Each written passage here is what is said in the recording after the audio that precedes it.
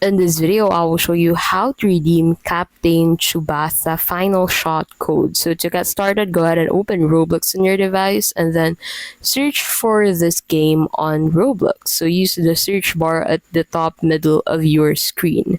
And then on the results, go ahead and click on the game and then click on this play button.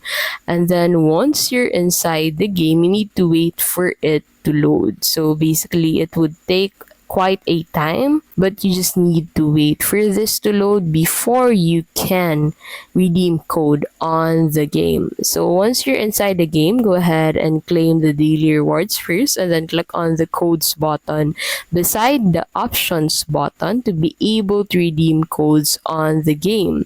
So enter the code into this section, but before that, you need to make sure that you are a member of the official group of Captain Tsubasa Final Shot group. So make sure to join the group, which you can do by clicking on the Discord icon once you scroll down on the game description. And then once you have joined the group, you can go ahead and redeem codes on the game.